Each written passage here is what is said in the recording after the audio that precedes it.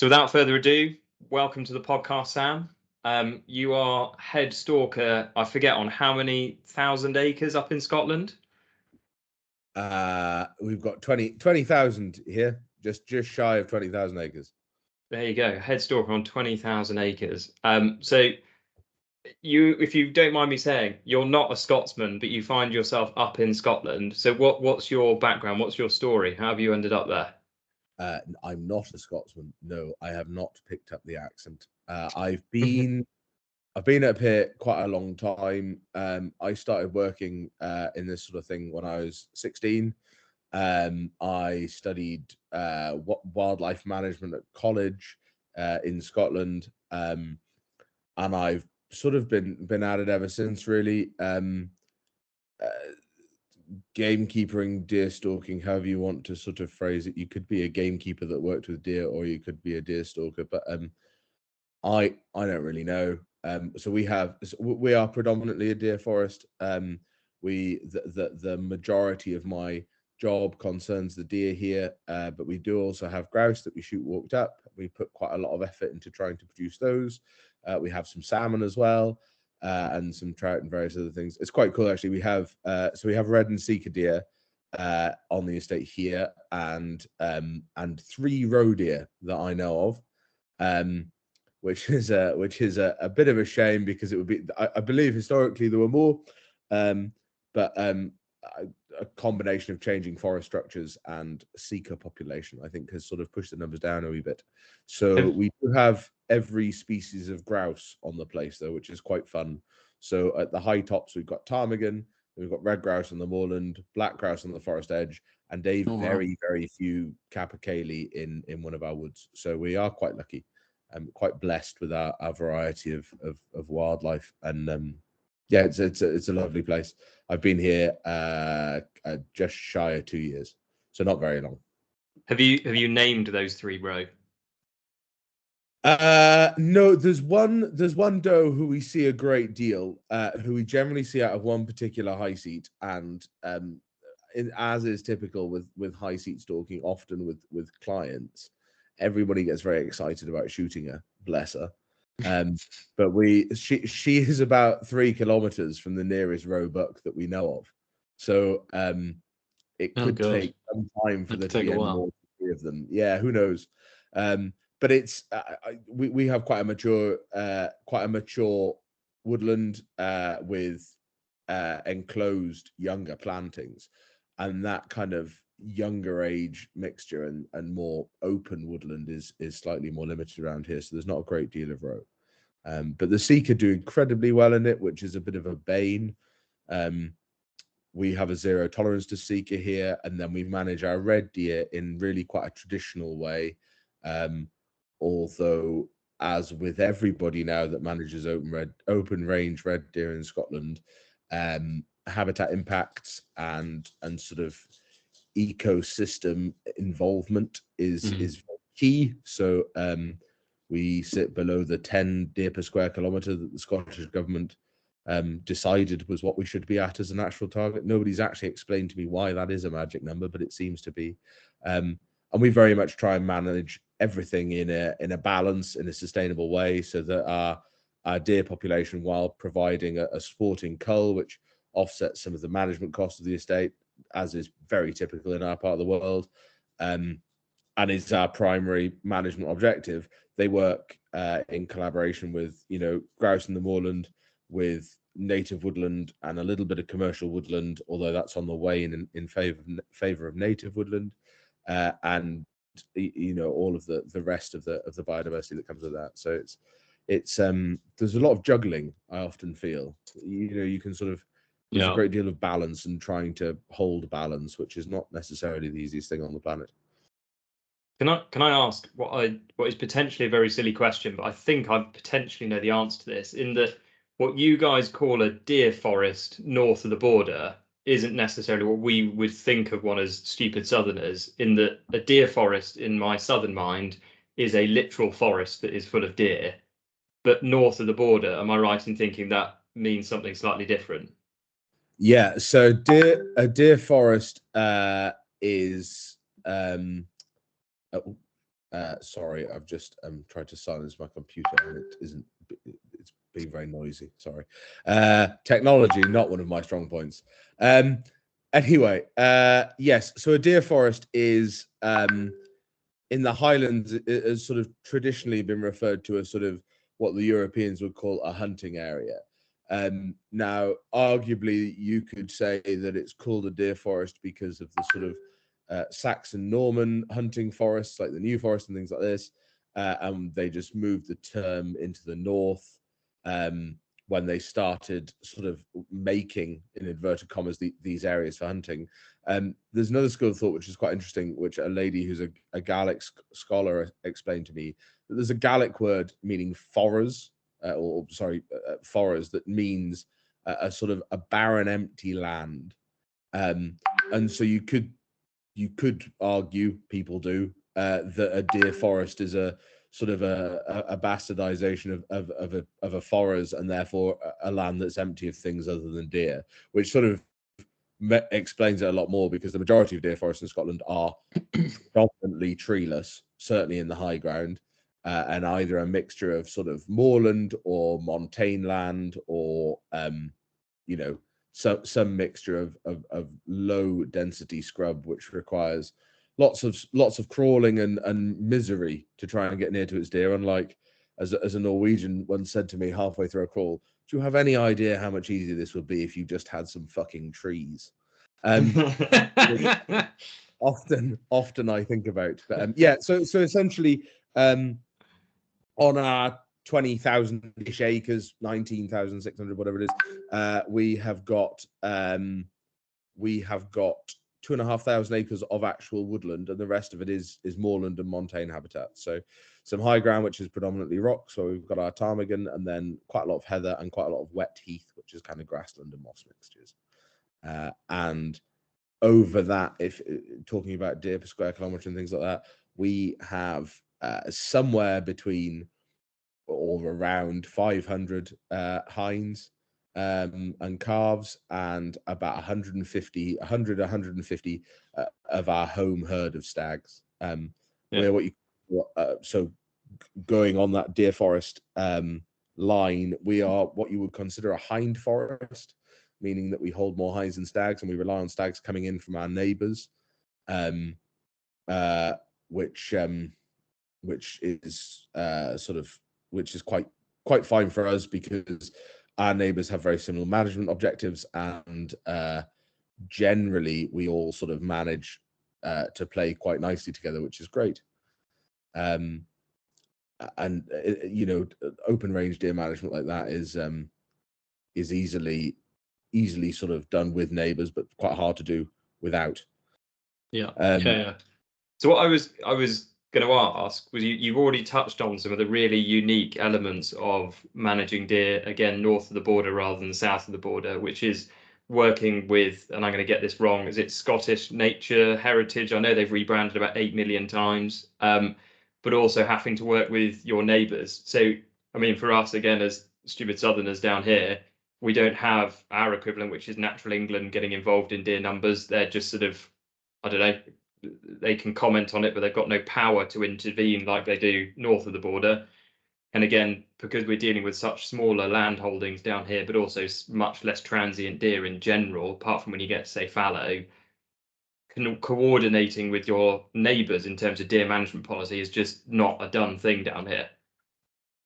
So yes, Nature Scott Nature is who you're referring to.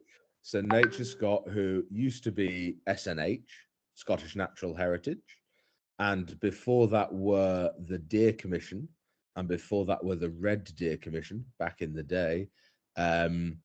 They have quite an interesting. So Scotland has a voluntary principle, is what we call it, of deer management. So it's up to the landowner as to how they will manage their deer herd. It's not statutory. It's not a government involved thing, unlike in other parts of the world where they literally set a cull target. And we do get some people that get confused and talk about quotas and things like this. And we don't get a quota so much unless certain parts of the Deer Act, which is the legislation that generally covers deer management in Scotland. become enacted, and that would happen. And this is where SNH or Nature Scott, because they only changed their name about 2 years ago, and I'm bugging if I can change it. The Forestry Commission now are also not called the Forestry Commission up here, which is great. I mean, I still call the GWCT the Game Conservancy, so I'm absolutely buggered. So Nature Scott will get involved when you have a designated site. So when we talk about something like a site of special scientific interest, a triple SI, or a special area of conservation, where deer would have an impact on that. So for instance, if you had an upland, a birch woodland, for instance, that was historic, that had been there a long time, and was particularly interesting. A number of years ago, I used to stalk an estate that had a birch woodland, and it was designated because of a quite rare ant that lived within it. So they basically drew a big circle round on a map and were like, that area is important for this particular type of wood ant. And that can be, and it can be a plant assemblage, it can be something like a golden eagle or a wood ant or anything in the middle. And that's where our government gets involved. And often that involvement is quite friendly. It generally comes through our deer management groups, and that's where that collaborative working and that neighborliness really comes in the upland. And this is probably, I should slightly correct you, Tom, in that just because you're north of the border doesn't necessarily make it as simple as what I'll talk about. There's certain areas of Scotland that have far more in common with deer management in England than they do with upland red deer management, which is what I'll talk about, which is what I argue more about, but still probably don't know enough. So I'll talk about red deer in the open range setting, which is what everybody imagines about highland deer stalking. It's men in silly trousers from Victorian times and horses and heather and McNabs and shite like that. But you know, Aberdeenshire, while it has lots of uplands and lots of deer forests, also has massive amounts of arable land and loads of roe deer, and lots of little farmers that don't know anything about their roe deer, couldn't give a toss what the neighbour does about roe deer. You know, and that comes with all the issues and all the joys that happen in England too. The borders, similar thing. You know, small farms, big commercial woodlands, yes, but massive mixture. So Scotland has and that's something that I have quite a lot to say about, because I think we, you know, everybody's very familiar with this idea that we have a deer problem and we have a deer population problem. And one of the worst groups of people for banning that around deer stalkers, who, when people ask why on earth would you want to kill Bambi, they go, well, if I didn't do it, we'd be overrun with deer. We'd be fucking plagued with deer. There'd be deer coming out of your ears. And there's places where that's true. And there's places where that really isn't true. You know, I can take you to an area where I used to work in the Highlands of Scotland that was a deer forest. There was, Christ, 6 of us employed as deer stalkers and gillies, which is like a deer stalker's assistant, and we had less than 4 deer per square kilometre, and absolutely no idea. The idea that was a deer problem there is ludicrous. And there's other areas where there might be 40 deer per square kilometre, and there's a massive issue. But we can comment on all this in that open range scenario that I mentioned earlier, that, you know, that deer forest environment, because we have had organised professional deer management that worked across boundaries and collaboratively for a very long time. The first deer management group that I was aware of was set off after the Second World War in the Monolith. And they were actually set up because there wasn't enough deer, and they were trying to convince farmers and crofters not to shoot deer to allow the population to build up after the war so they could carry out a sporting cull. Now that deer management group is still going, and virtually all of the mountainous, heathery, acid uplands of Scotland are now covered in deer management groups. And often the government is involved in them because the forestry, well, not the Forestry Commission, Forest and Land Scotland, FLS, now are the largest. They're the largest landowner in Scotland. They're not a private landowner, but they operate basically as one. And they are involved in a number of deer groups, probably all of them, I would guess. and they have large deer populations. In some cases, they employ stalkers. Often they have contractors. But the government involvement in deer management goes further than that, in that most in fact, I can pretty much guarantee all deer management groups will have some amount of designated sites in them. And that is where it's been deemed that the public interest in that management can trump the landowner's interest.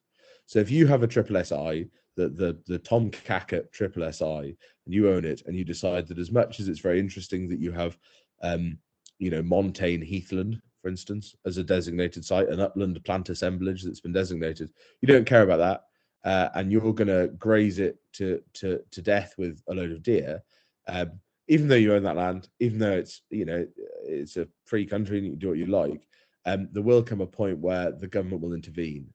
We've seen this quite recently with an estate quite far in the north in, I can't remember, Lochcore Estate. It's been in the press very recently because they've had something called a Section 10 put on them, which is that the government will put contractors on to shoot the deer down to a lower density, because communication between that estate and the government agency Nature Scott broke down, and their various other things haven't worked. So our state involvement can be very heavy like that, and that's quite unusual.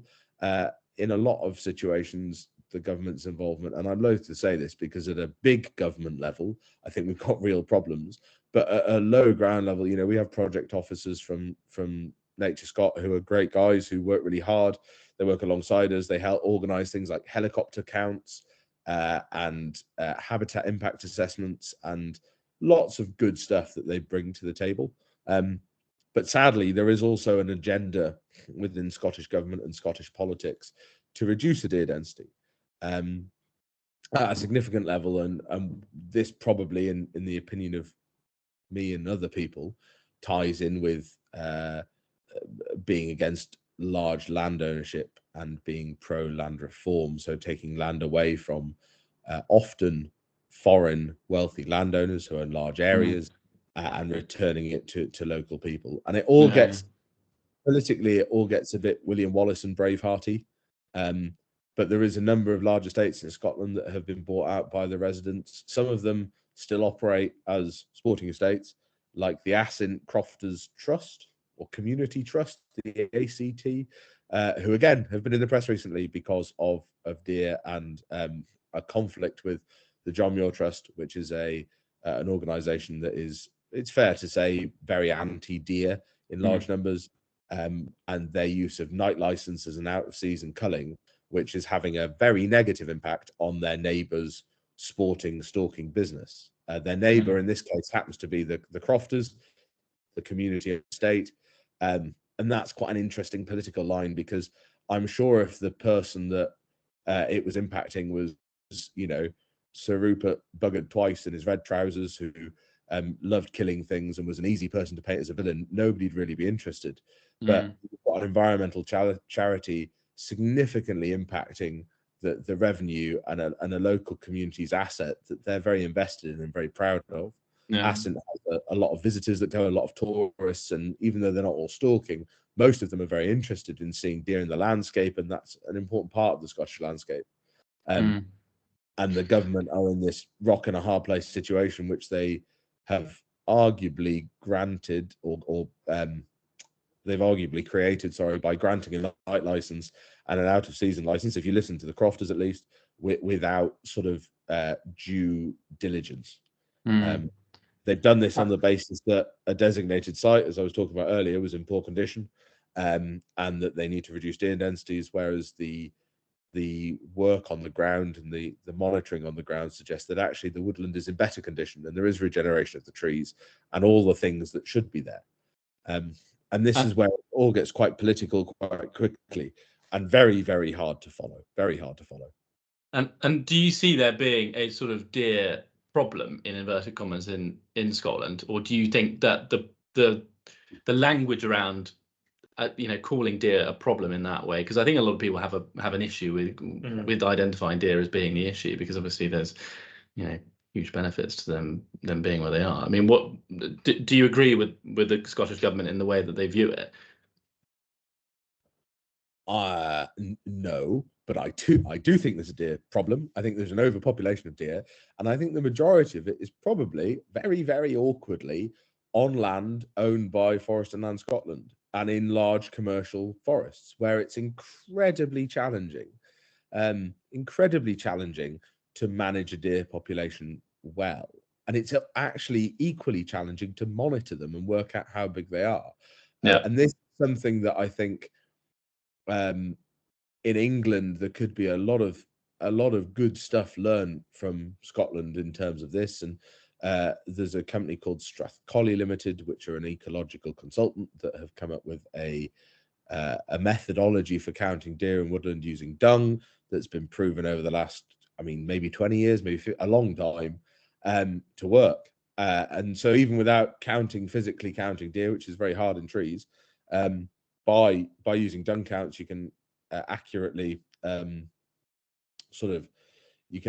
judge how many deer are using an area, and then they can base a cull off the back of that. The problem is that in a lot of places, their target density, which is very low because it's a commercial woodland, it isn't near what's actually on the ground, and these dung counts are recording really high densities of deer, much higher, ironically, than you would get away with if you didn't have those trees and you wore a sporting estate. Instead, in that woodland environment, it's kind of that kind of see no evil, hear no evil type vibe. If people aren't seeing lots of deer, are they a problem? Well, when you clear fell a big amount of that mature timber, and suddenly there's a load of hundreds of deer in some cases eating restock trees and things like this, then it really is a problem. And so I think there's very targeted improvements to be made in the Scottish deer sector. There's some really good people that you should probably get on your podcast rather than me that can do a much better job of talking about it.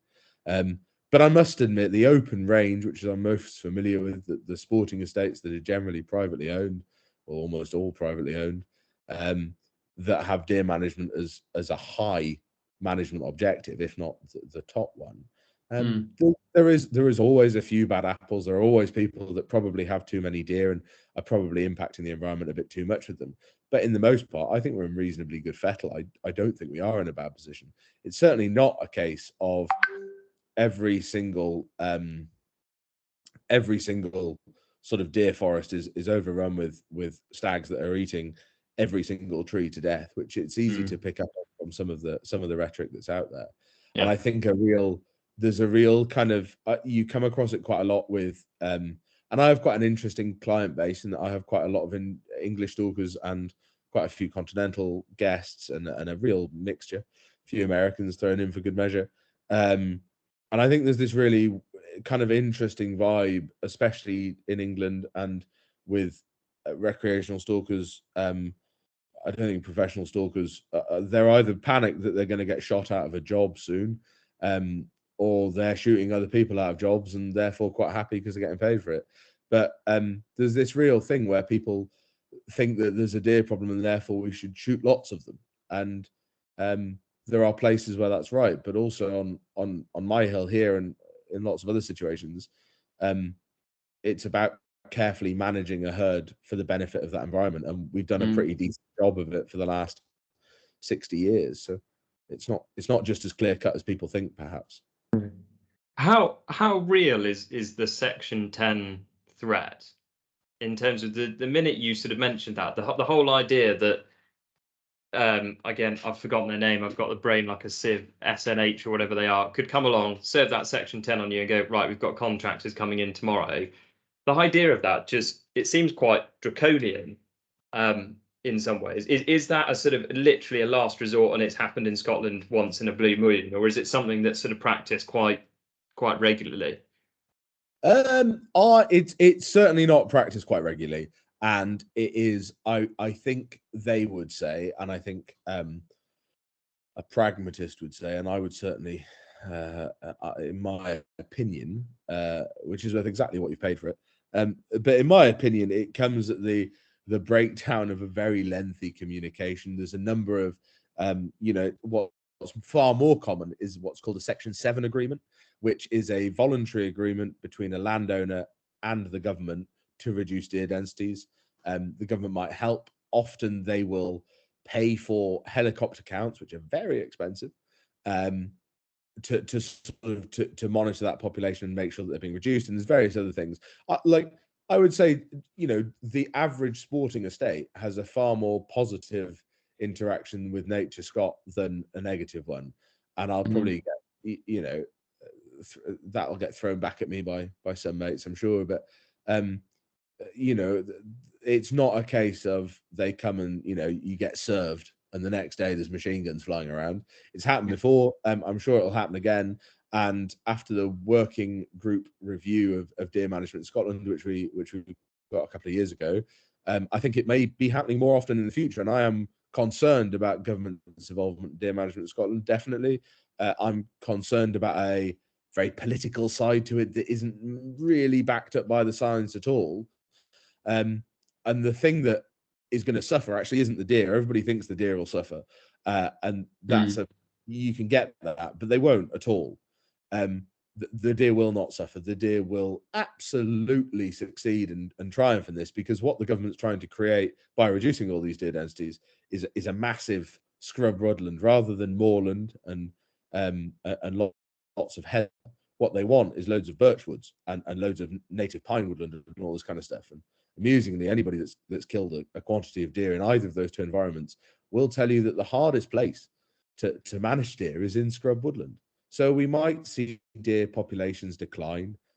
What does concern me massively is that we may end up with a large population of hybridized Sika red deer, which would be a shame, because red deer are our largest land mammal and a wonderful ecosystem engineer that's been here since the Ice Age.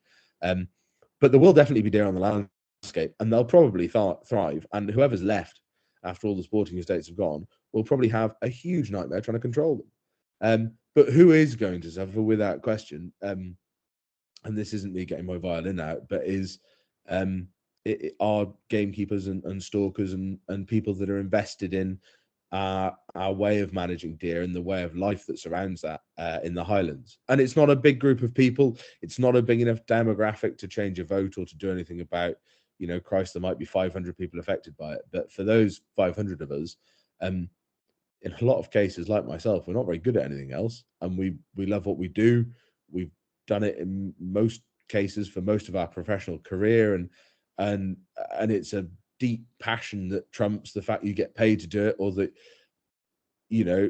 it provides what the boss wants. It's a calling as much as it's a job, and those communities of people, I think, are really going to suffer.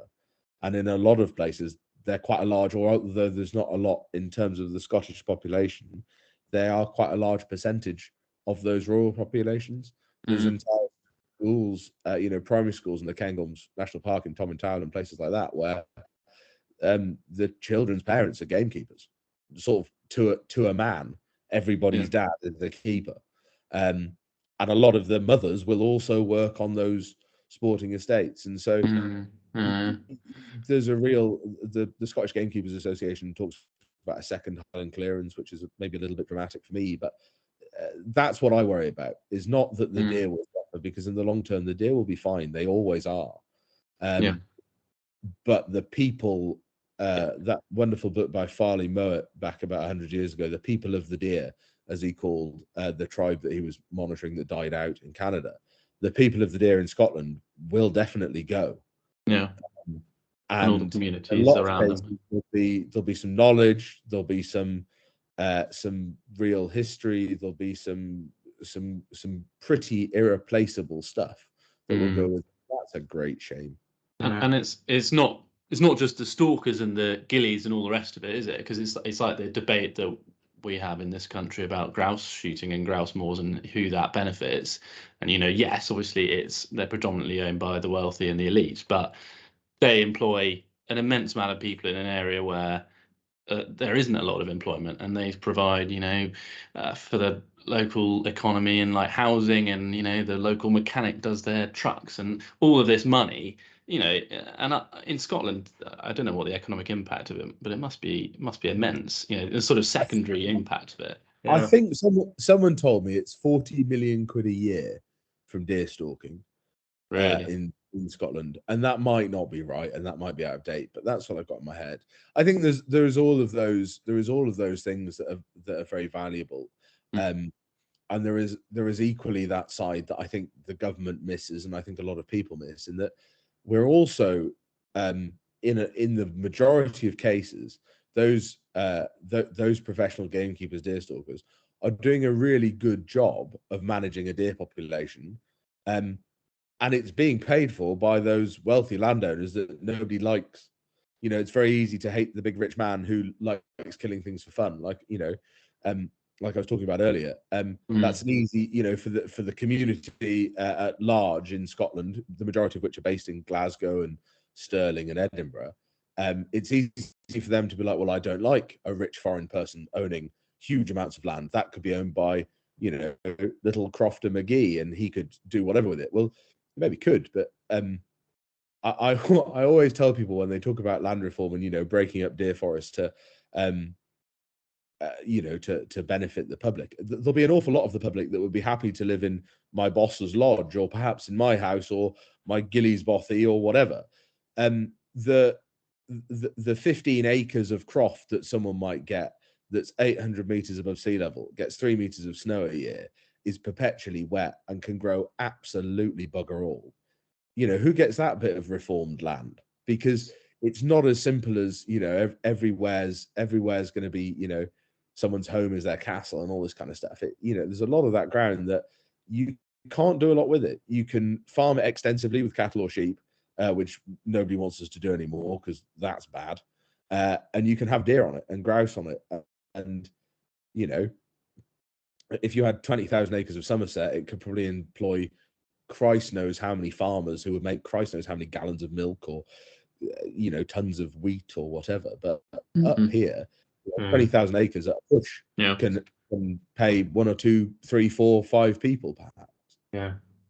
So this neatly touches on one of the, I think, one of the questions we've been asked by one of our listeners, which is Windham6, I think is what he calls himself on Instagram. He's writing an EPQ, which we did actually have to look up what that was, which is an extended project qualification, which shows how much of a moron I am. He said it's basically a 5,000 word essay on a specific topic. He's doing a critical evaluation of red deer and its subsequent impact on the environment. He just wondered what your thoughts were, Sam, and what important issues should he try and address in that EPQ. I could probably ramble on about 5,000 words about that quite happily. And shall I give you his email address and you can just write it for him? To a man would be asleep, and I very much doubt he'd get a decent grade out of it. I think there's a really interesting, probably the most interesting thing, if I could pick up on kind of one environmental topic of the red deer in Scotland, it would be its role in native woodland, because a lot of red deer are being shot to create native woodland and are excluded from it. And there is some really interesting science, and no doubt a lot of very interesting thought by the right people about the right density of red deer in that environment, the possible other benefits they can bring in terms of economic employment, or grazing pressure, and leaf litter and ground sunlight, and all those sorts of good things. And that's what I'd probably look at. I'd be interested to see, you could compare similar native woodlands across similar bits of Europe. Everybody always loves talking about Southwest Norway and the Highlands because they're sort of the same. And you could look at the density of red deer in those environments and what benefit they bring to the woodland. I think that would be very interesting. And also, I would be very interested, again, because I'm incredibly dull. Something that I'd love someone to research at some point, God knows how, would be the impact of culling deer in their breeding season, which of course we do extensively in this country and in most of the rest of the world.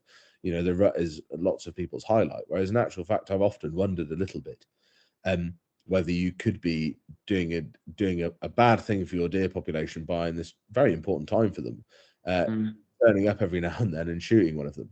It's not it's not perhaps the best way of managing a population, but I'm unaware, and that definitely doesn't mean there isn't any. It just means that I'm too numb to have found it yet, that of any science done on that. I'd be fascinated by that. I think that'd be really interesting.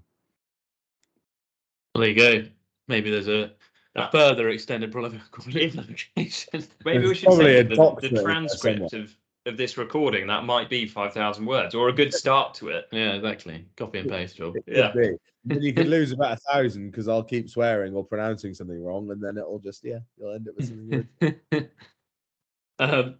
Similarly, touching on what we've already spoken about, Henderson 8007 asks, how do we ensure we can still go deer stalking in the next 20 years? I think probably best to focus on maybe highland stalking. I imagine that's what he's asking about. I don't know. That's a big question. That is a big question. I would, my honest answer would be, if everybody that listened to this podcast wrote an email to whatever their representative body it is, whether they're a member of the British Deer Society or the BASC or whoever, and said that they were fascinated and deeply perplexed by the lack of opportunities to hunt on public land in Scotland, I would be very grateful. It's something I've talked about for quite a long time, having stolen the idea from much cleverer, much more knowledgeable people than me, that it is pretty fascinating that in the Western world, we are one of incredibly few countries that has a large amount of public land, but resorts to paying people to kill the majority of the deer off it, and has virtually no access for members of the public. And to me, there are so many questions that the three of us could fill a podcast about why are there not enough young people going deer stalking? Why are there not enough ladies going deer stalking? Why do lots of people get into deer stalking but then stop when they go to university and not start again until they're 45?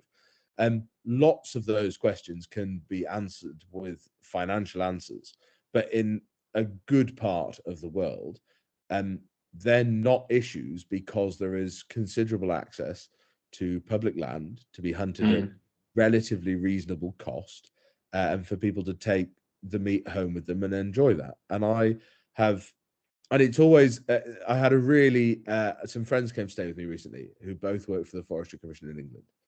And we had a slightly heated discussion during some wine about this, and the fact that, as most people that work for or around the Forestry Commission think, they are not immediately fans of this. And it made me realize that actually I have virtually no personal interest in that. I have, and have had for my entire adult life, really, access to all the deer stalking I could ever need. I'm incredibly spoiled. I sacrifice for that savings, a proper wage, an ability to stay inside when it rains, and various other things, but I do have that access. And if there was public land hunting in Scotland, it would not benefit me or impact me in the slightest. But I often speak to people, especially through social media, which is an amazing tool for, people like me that live in bumfuck nowhere, to speak to other people that are interested in what I'm interested in. And I think about, there's guys in their early 20s, girls in their early 20s, or even older than that, but perhaps haven't got the financial means to go and talking with a guide, or they don't know a farm or whatever. And I think that in lots of parts of the world, those people wouldn't need to be asking you those questions or trying so hard. And it's easy to, the grass is always greener, and I do understand those things. But my biggest issue in the British hunting, deer stalking, whatever the hell it is, area and community, is the fact that not only do we not have it, but people like my two friends that work for the Forestry Commission, who should be staunch advocates for it, in fact, their gut reaction is that it wouldn't work. And there's nobody that's easier brainwashed than a British person, I don't think. It's so, if we're not used to it, then we don't want it, and that's fine. But virtually everybody, and you haven't got the time for me to go into the details of how I expect it will work, I'm afraid. I'd be happy to another time, but everyone will be asleep. I think that'd be fascinating as well. I've got so many questions, but I feel like we can really, like you say, lose 3 hours in it.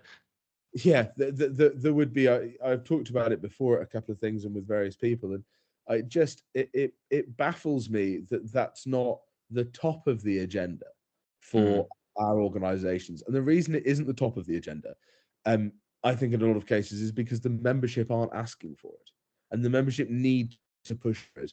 And I know for a fact that Scottish government are interested in the idea. They're not averse to it.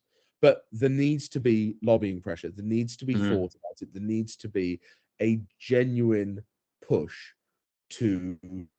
from the sector, from us, the deerstalking community, whatever we are. We need to start banging the drum, because at the moment, you know, the amount of people doing it is very slim. And there's certainly the amount of people having the conversation at the right level to try and come up with workable solutions is incredibly small. And occasionally, because people are desperate, they ask me these things, and I have good relationships, and I have a lot of time. I haven't always, but I have a lot of time for some of our organisations. I think they do good work. I think they've got an utterly miserable and very challenging role, in which they can never win with their membership. If something gets lost, it gets lost because they're useless. And if something doesn't get lost, it gets lost. It stays, even though they didn't do, you know, whatever. The likes of Basque and the BDS can't win, even though people are trying to. But and they should be held accountable. And I've, you know, publicly thrown some stones before, and I still have stones to throw. But they are the way that this would happen, or could happen, I hope. And I think that's without question. If 10 people could go away from this and think, maybe that funny bloke up north's not having a terrible idea, maybe, and they just send one email and say, dear Mr. Basque, dear Mr. British Deer Society, dear whoever, what are you doing about this? What can I do about this? What's happening? I think that would be a great thing. Because even if in 10 years we have a trial, the trial fails miserably, and we all get put back in our box, at least we've tried it. Whereas at the moment, every other bugger gets access to the government-owned land, the publicly owned land. And we have, I think it's something mental, like 250,000 hectares owned by the Forest and Land Scotland. And it costs £9 million a year for us to manage the deer on it. I don't think we're doing the best job that could be done. And we're not providing any access or recreation or venison to the wider public, other than the carcasses that get sold to Highland Game and get made into burgers and get sold in Sainsbury's. I think we're just failing on that front all round. So Sam, you've just asked 10 listeners to write an email. I hope you realise we probably don't even have that many listeners. That's all right. There's 3 of us. They're sick of my email. So all we need is 7 listeners. There you go. Challenge set. I've got 3 email addresses. Yeah. That's 6 already. There you go. There you go. So the next question, Sam. So talking of homework, someone who clearly wants to do some. This is ER Watson 89, and I think it's a she. She has asked hunting/deer management book recommendations. Everybody should read, from a hunting book point of view, a storybook, a bedtime reading book, a book called A Pack and a Rifle by Philip Norton, someone. If you Google A Pack and a Rifle, it'll be on Amazon or somewhere. He was a New Zealand cropper or culler in the 50s, 60s, and it's an amazing little book of stories about shooting lots of deer in really wild places. That's good. People should definitely also read Lee McNally's books, which he was a highland stalker. Again, not more recently, 70s, 80s, 90s, who wrote beautifully about living in the environment, working with the deer, and what that meant to him. And yeah, I think deer management wise, I actually don't have a lot of deer management books. I don't think it's a topic particularly well written about. What I do have, which I used to refer to a great deal in my younger days, and now I think I've just thumbed through it so much that I don't need to as much, is back when Nature Scott, before they were SNH and before they were the Deer Commission, were called the Red Deer Commission. They came out with like a thin handbook, which I think was called Red Deer Management, and it's like almost it's more than a booklet, but it's less than a book. And that, for anybody interested in Highland open range deer management, traditional in inverted commas management, and can, you know, cope with the pretty 1980s, 1970s based writing, maybe even the 60s. It's really old. I can't remember who wrote it. If you can find a copy of that I remember when I was young and learning, someone gave me one, and I've used it a great deal for reference, just about how you manage a population, how you look at a population, the practicalities of it. That was a really helpful booklet to me when I was learning, and still am learning, and I still use it when I'm doing stuff for work. Go. I'll just try and dig through eBay and find a copy of that. Got another one, slight change of tack here, which comes from Miles Kane, and he's asked about lead-free calibers and what your favourite one is for the hill. We're getting so I've shot non-lead bullets for 4 years entirely at deer. I haven't shot a lead bullet at deer for 4 seasons now. And for a couple of years before that, I used them quite a bit. Caliber doesn't really matter to me. What matters is projectile design and size. If you 6.5 and 7mm projectiles have long been my favorite. Not a massive fan of 30 calibers, but for me, it's got to be between 120 and 100 well, no, there's not really an upper limit, to be fair, but 120 would be my minimum weight to shoot red deer. I'm a massive of the Barnes LRX bullet and the Barnes TTSX bullet if pushed at the right weights and all that kind of boring stuff. But I would say anything that can shoot 120 plus grain bullet at a decent speed and can pick the right bullet, the Sacco blade, the Barnes stuff, all seems to work really well. But caliber wise, I just buy a Creedmoor now because ammunition's everywhere and it's very good and it works really well. So I'd shoot a 6.5 Creedmoor and I'd shoot Barnes LRX bullets. There is my answer. And what when you started out on copper, what were you shooting? Because there wasn't. Were there copper projectiles on the market at that time? That was a long time ago, wasn't it? Nah, I'm not that old. No, so I started out. I shot a 6.5 55, which is caliber I really liked back then, and a 270. And I started out with the Barnes TSX, which are a hollow point Barnes bullet, which weren't the original. The Barnes X bullet, which I started at, I think, without me meaning to surpass even my own boredom, I think it was in the 90s. But yeah, the LRXs were the first ones I shot, and then I shot TTSXs, and pretty much stuck with them and LRXs for a long time. I've tried a lot of stuff. I wouldn't say most. 2 or 3 years ago, I'd have said I've tried pretty much all of them, but there's been a lot come to the front recently. There's certainly some that I've tried that I really don't rate. The ones that Federal made, the Federal Trophy Copper, which had Steve Ranella on the box, they were fucking terrible. Lots of deer got shot lots of times with those, and I just really could not recommend them enough. Fox bullets, I had a similar bad experience with. People tell me they're quite good in 308, but certainly I tried them in the 270 and did not like them. It's Tom's favorite. Yeah. Are you a 308 shooter? I am. Yeah. I mean, the boys at Carrara shot a huge amount of deer with them out of a 308 and got on with them fine. But yeah, LRX by Barnes is definitely my choice. And we've got some of the Sacco blade stuff, which we've played about with, and that does seem to work well. And all copper. Have you tried the tin stuff? I don't think so. No, I don't think I have. I don't hand load. I don't hand load a great deal of stuff now. I used to do a lot more. I was self-employed for 7 or 8 years, maybe a bit longer, as a contract stalker, and I hand loaded a lot then.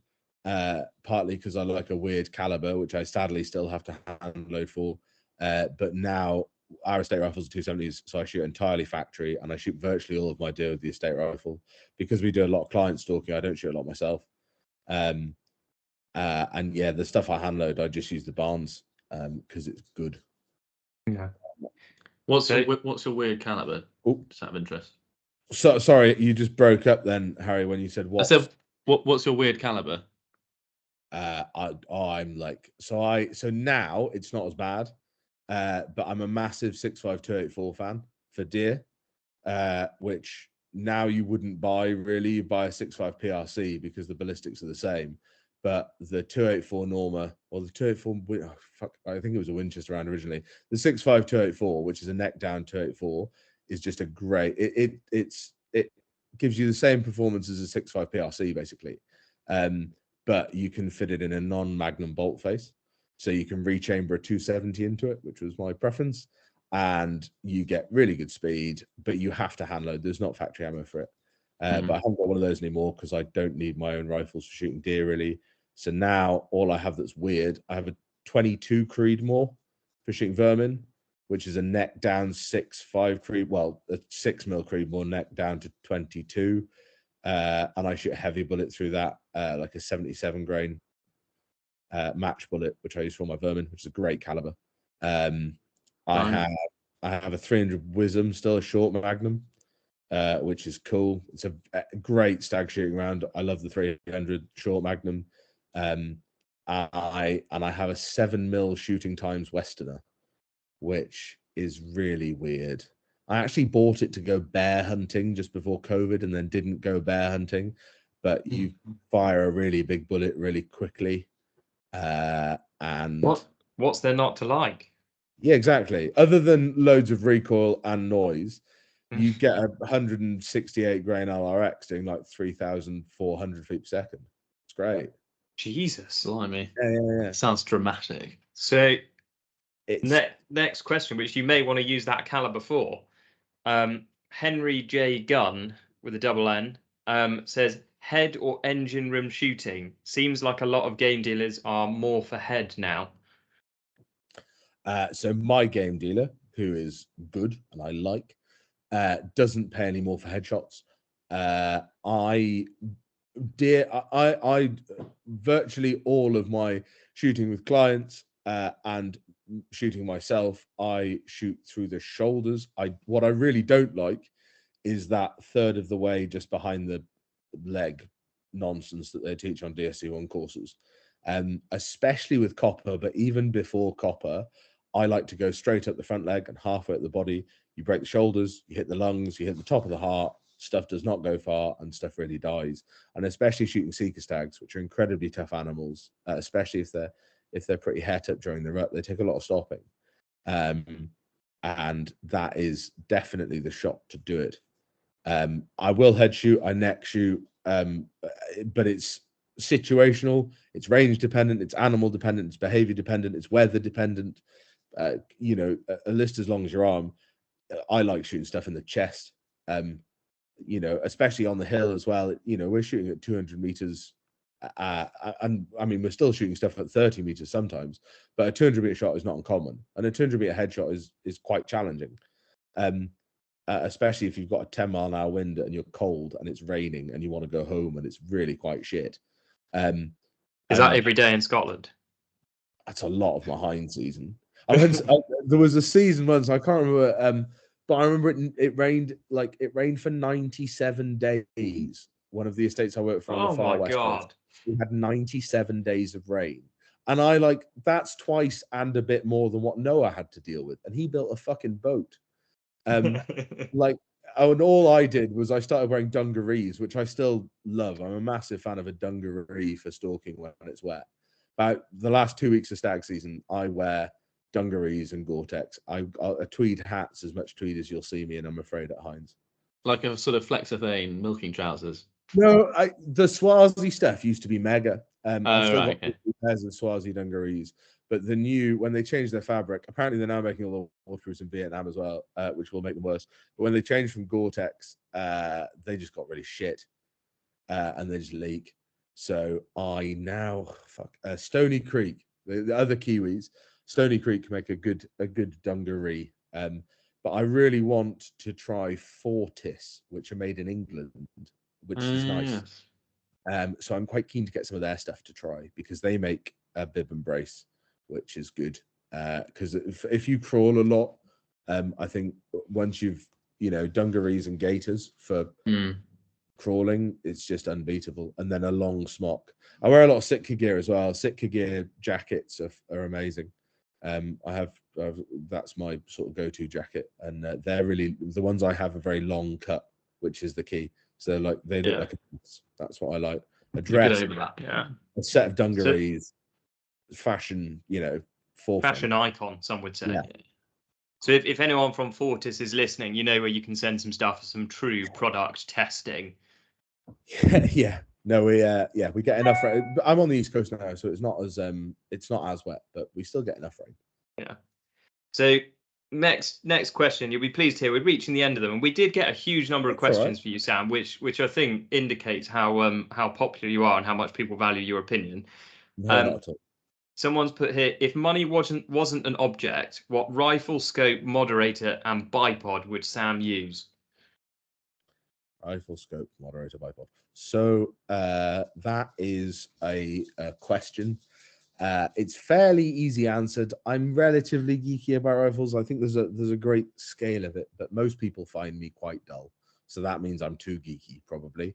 So my rifles, the riflesmith that I've used for the last 10 years is a guy called Callum. Well, basically since I needed a riflesmith, is a guy called Callum Ferguson, who's based in the Cairngorms National Park. His company's called Precision Rifle Services. Now, Callum is the only, and this sounds incredibly arrogant, it probably is, Callum is the only person that can talk me generally out of buying things.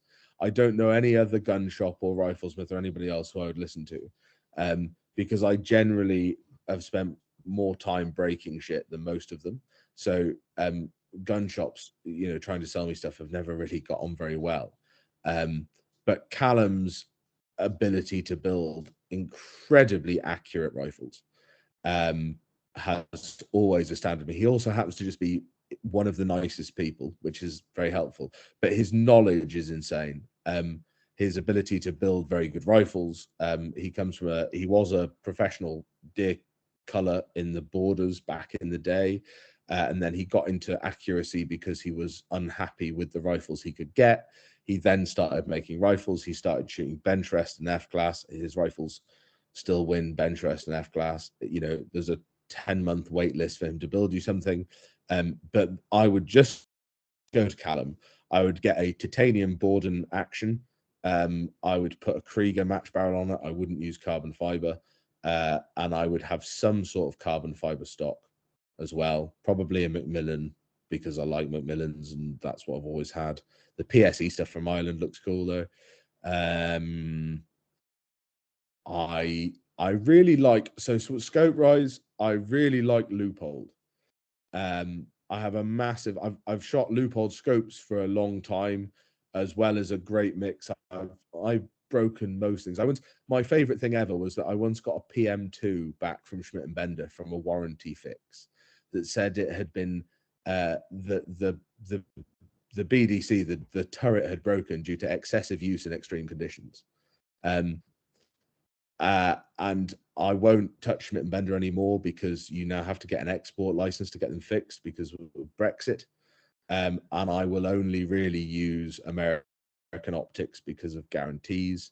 Swarovski makes some really nice scopes, but I don't like the internals of the turrets on the Z8s and things like that. So I ended up plumping for Leupold. Their turret system's really good. The quality of the glass in the last probably 5 years has just flown through the roof. So I probably have a VX6 on it, which is their like top of the range hunting line. I would not have a big objective because I don't like them. I don't think they give you any advantage. So like a 3 to 15 by 42 or 44 would probably be what I want on it. Or a Night Force Attacker, which I also have, which is a phenomenal scope. But they're quite heavy and I don't jump out of helicopters, so I probably don't need one. That would be what I'd have. And then I'd have a Spartan bipod because I like Spartan bipods, even though I've spent the last 5 years telling Rob that he makes shit bipods because they're all magnetic. As soon as he made ones that would attach to the rifle permanently, I use one of the Valhalla bipods, and he's working on a couple of really cool things at the moment that hopefully I think will be exactly what I need. yeah, the whole magnet bipod in and out thing, I use that. So I have one rifle at the moment that I use exclusively in the woods, and I use a Spartan Pro Hunt on that. It's great. When you don't need a bipod most of the time, that's definitely the bipod to have. But on the hill, you shoot 99% of stuff off the bipod. So having something that's attached permanently is definitely the right answer. So the Valhalla bipod at the moment, I use that on a Spigot. It's a really good system. It works really Very cool. We were having this debate not that long ago. You need to persuade this man to buy one. He's got a Sauer 404. Yeah, 404. They don't make the Valhalla Spigot adapter. Do they not? No, it's there you go. really bloody annoying, very boring. Look up. So where did I get a Spigot for my 2.2 Creedmoor? I have this really cool Spigot on a rail thing that was made. It's like a milled aluminium unit. I think it was called Salamander Tactical. Yes. And I have a feeling they make like attachments for everything. But the Valhalla is really, really like it's, and I can break most things. I'm a big Harris fan, and I say that to Rob openly. I think for hill stalking, a Harris is just unbeatable because you use it all the time. It's bomb proof. I've got Harris bipods that are 25 years old that people have given me that are still working. But the Valhalla is a really, especially if you shoot large rifles, if you shoot large heavy recoiling calibers, shooting off a well-designed carbon fiber bipod is genuinely a massive difference to a Harris. But so do you guys use quad sticks down there? Because I imagine like most of it's off sticks. Yeah. Just have the Pro Hunt with the tactical legs. They're mega. I really like those. We had we played about with those, and they're really good. And if you get the cool binocular harness thing on it, it's all like you just look. That's what Tom got. You just described my setup, and it works every day, all day. It's perfect. That's what I'd have if I didn't live in a miserable place without any trees where you crawl everywhere. But yeah, the stuff that I got a little sneaky preview of something that they're developing at the moment at Spartan, and I think it's going to be mega. And it's also nice that they're like a British company and they're very nice people. And literally, I met Rob quite a long time ago at something, and I remember him. This was very early in the days of Spartan where they made one bipod, and he was like, "What do you think?" And I was like, "It's quite shit. For me, it's not for me. These are the reasons I don't like it." And he went, "Yeah, that's great. It's not for everybody. Fuck off." And I went, "Okay then." And then about 4 years later, he came back again, and it's nice to see them genuinely evolve what they make to the people that use it, and I think that's really cool. And I like the fact it's all modular. I use one of their, so my 2.2 Creedmoor is a vermin rifle. It's really heavy. I shoot it like in quite defined scenarios, if that makes sense. It sounds very, very creepy, but I shoot it off the bonnet, the side of a track, or I carry it on a Vaughan, and I get set up generally with enough time. And so the Valhalla really suits me. And I also use one of their tripods for sitting in restocks and stuff like that, where I'm going to be stationary for a long time. It's a great system. And it is very much a system. It covers everything, and that's really nice. It's quite expensive because it's very good. But the whole point is whoever dies with as much shit wins, don't they? So you just keep buying stuff. It's great. Yeah. That seems to be a Scottish saying. We've heard that. I've heard that from multiple Scottish people. Yeah. It's a great profession. Being a gamekeeper is a great profession for just like people that love random bits of kit. If you like having dogs and kit, it's just mega. Can't go wrong. Yeah. So final listener question for you, Sam, which is, what deer stalking courses would you recommend? Oh, that's a good question. Deer stalking course. So not many of them. Is that a good answer? I don't know. There's a really nice guy called Arthur Petherbridge in Suffolk, so like really, really far south. I don't really know where the geography works south of Manchester, but it's like below London on the eastern bit. That's north for us. It's not Sussex, somewhere like that. And he has this thing called the Wild Order, and that's really cool. That's all about getting people that have no experience of hunting and getting them out deer stalking, teaching them how to do it, teaching them how to butcher stuff and how to cook stuff. And I think that's really great.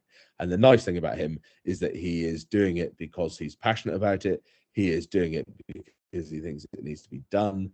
And I hope he makes some money out of it. But it isn't a case of making a course to charge people to go on a course and make a business. It is a case of him being incredibly passionate about something. He was a vegetarian or a vegan, he was telling me, until he was like 21. And then he found hunting because he wanted ethical meat. And that's a transition, or whatever you call it, that is really common now with a lot of our, like a lot of the guests that come. We get an awful lot of people. As much as I love, throwing into Steve Ranella for various things, I think he's an amazing writer. But what his television program's done insanely well is got, people watching Netflix who just, they don't know Rupert Bugger twice, who owns 20,000 acres of Perthshire, or they don't know a local farmer, and they probably don't know anybody that has done any stalking, but they see someone doing a thing, harvesting what they want to eat, and I think that's a really nice thing that they've done. And that, we get lots of people now. I get quite a lot of people on Instagram who are like, I want to go stalking. And the beautiful thing about in the Highlands, and indeed down in England, but you don't need to buy a license, you don't need to do a great deal, you do need to spend some money, it's not free, but for the price of playing some good golf and staying in a holiday cottage, you can go hind stalking and you can learn. I think that's mega. And that's probably what I'd say about courses for people that already go deer stalking, is there's very few people delivering courses that I think are worth listening to, which is very critical and cynical and miserable of me. But find a good professional stalker that is good at teaching, and just go stalking, because you'll learn lots more doing, and you'll learn, I'd like to think, having as much as having a guide can be there's lots of people that stalk by themselves, and then when they come, they go somewhere that's guided, it's different for them. I think it can add a great deal, and there's a lot of learning to be done from that. But yeah, in terms of DSD1 and DSD2 and stuff like that, I'm not a great fan. I think we probably need something better. But yeah, it goes back to sending emails to people and lobbying them to be better at their job, which is, it's quite dull, I suppose. More homework for you all. So, yeah. Sam, just before we draw this podcast to a close, I'm conscious we've kept you for quite a long time now. No, not at all. Don't worry. The final bit is what we call Bobby's Bits, which is supposed to be a little bit of an innuendo. And essentially is a section of the podcast where we ask you, is there a bit of kit you are hankering after? If so, what is it? Or if not, is there a single bit of kit you couldn't possibly live without as a deer stalker? Shit. You see, for someone that's like very, very boring about things, I don't think I'm hankering after something. My wife would say that's because I bought literally everything you can buy. What I do, what I'm hankering at the moment is I want to import a new tackle. So my tackle has a little tackle husband from some different lines. So I suppose that's one of them. In terms of bits of kit I couldn't live without, probably the one thing that I'd recommend to people above anything else in terms of kit. That's quite hard, isn't it? Other than being like, you should have good binoculars, and all that shit that everybody says. A good binocular harness is good. I'm a massive fan of a bino bra. They're like, I would actually, I would really struggle without my bino bra. The two things is the 6-wheel Can-Am quad bike, which has completely revolutionized the life for a man that used to sit in Argo Cats a lot and was perpetually uncomfortable. That's very, but quite niche. The binocular harness, yeah. I mean, how genuinely, when I think about it now, having my binoculars on a string about my neck, I don't think I would cope with. So I would say that. I've just started using one made by a guy called Paul Lewis, who's FHF in America. And it's called, I don't remember what it's called. I've got the new one that he made anyway. I have the magnetic covered one of that. It's very good. It's modular, which I like. So I can add. So in the stalking season, I carry a growlicking knife and I have spare ammunition and latex gloves and all that kind of stuff in it.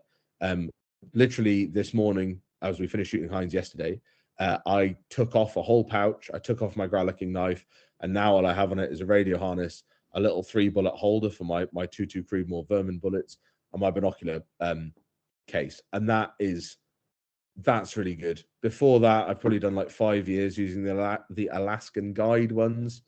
Also very good, very bomb-proof. The key thing for me that both of those have together is that they both come with a little handy, like a waterproof hat for it. So like a wee waterproof cover that you can pull over an elastic thing. And that when you crawl a lot, that makes a massive difference. Keeping optics dry for me is vital, because if you've crawled into a beast and you get your guests set up, and you know obviously they've got a scope with scope covers on, so they've got clean optics, got dry optics. If your binoculars are covered in rain and you're trying to pick which of those hinds is the right hind to shoot, or see exactly where that bullet hit a beast or whatever, it's a nightmare. Whereas the binocular bra, that sorts you out. I'm a big fan. So yeah, that's my bit of kit, the binocular harness. And yeah, I'm fucked if I can remember what the FHF one's called, but it's really cool. It's magnetic, very good. Oh, I think we've just found it. It looks interesting. Can you put a thermal on it? It's the fob bino harness. Fob. Yes, that's it. That's the forward one. operating base. Paul does it very smart. I've got to say, it's endorsed by your best mate. Yeah. Is it? Well, there you go. Yeah. Big Steve, who can't make bullets. Yeah. But so we use radios a lot because we have no phone signal, and I have a radio pocket on the side of it, which is really good.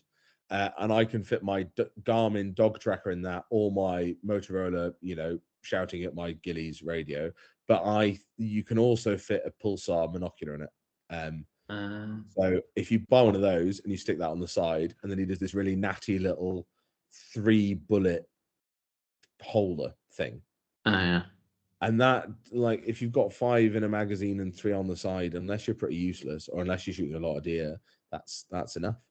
So yeah, the fob, buy that. That's good, and they're nice people. Again, I like, it's nice to buy stuff from nice people, and they're nice people. So I'd recommend that. Yeah, that's probably it. Very interesting. Might have to investigate those. They're not going to. So I'm just going to put this out there. Harry uses a set of binoculars that you would expect to see a German submarine commander use from World War II. So they are about this big. They're the Zeiss BG80 8x56. Oh yeah, binoculars. They are enormous, but amazing. So, and he's disappointed every single time when he tries them in a binocular harness, and no single binocular harness will fit them. I've got a mate who has 12x50s, which are fucking huge. Oh my god! And he has an Alaskan Guide harness that they fit in, which is like a particularly big model for particularly big binoculars. That's what I need. The BGATs, the 8x56 BGATs, they were always, I remember, German roadie stalkers and wild people that sat in high seats in Germany. That was the only binocular they used to have, and they're phenomenally. Oh yeah, phenomenally good. I really like them, and they used to make a 7x42 as well, and they're really nice. Yeah, they're really nice. A normal size binocular, they're phenomenal. But yeah, the laser range finding included binocular means that I could never look at those anymore. I'm afraid. You're spoiled. No. Now, so. Yeah, I'm the same. I'm afraid. Yeah, and thankfully, so I've always used Swarovski ones, but Leupold have just brought a pair out, so I'm probably going to buy a set of those, because I've had 2 sets of Swarovskis now, and my most recent set. They've just finished their 2nd season, and they've already had to go back once for a rangefinder repair. So I'm quite keen to ditch the Austrians, I'm afraid. And I think there you go, Viking Arms, because I know they listen, and they are the importers of Leupold. There you go. If you want a field tester, you've just found yourselves one. Oh no, nobody. Realistically, I think I'm the last person on the planet anybody would want to endorse anything. It's an absolutely terrible idea. That's very, very kind, but I imagine I would be every sort of like pain in the arse for some poor person that just wanted to sell lots of optics. So sadly, I very much doubt I'll get sponsored by anybody. But it's a nice thought, at least. Yeah. Well, there you go, Sam. I'm still confident for you. It'll happen. That's very kind. Sam, you have been incredibly kind giving up this much of your time to talk to us on our little podcast. You've left us with so much to think about and answered a huge number of our listener questions. So just want to extend our immense gratitude for coming on. Thank you very much. We probably could have gone on for twice as long as we have. Yeah. So I want to do an episode on public land hunting in Scotland. I think that'd be a really interesting. Yeah, Yeah, I'm totally back. more Yeah, than happy to do that for you. If I'd be impressed if anybody manages the whole whatever it is, an hour and a half of listening to me drivel on. But if you'd like to, if people would like to, then I'm more than happy to talk about that. And try and come up with something witty to say about it. It's very nice of anyone to give anyone a platform to speak for an hour and a half, I think, and I'm very grateful for you to let me on, and hopefully it's been interesting for someone. But yeah, no, it's like I say, go and email Basque when or the British Deer Society, and prod them, try and make them invest more resources. I know that Basque are doing something, and I know that the BDS are open to that. And so, we as a community need to get off our arse and do something for once. And also go and buy things from Callum Ferguson at Precision Rifle Services, because he's just the nicest dude on the planet. Yeah, that's the limit of what I've got to say, really, is we should all be able to go hunting on the public land, and then you could all invest lots more money with nice people, and that would be great. Yeah, no, that's very kind of you guys. I've had a very enjoyable time, and I'm going to go and cook some supper now, so I shall crack on. But thank you very much. Thank you, Sam. Thanks, Sam. Cheers.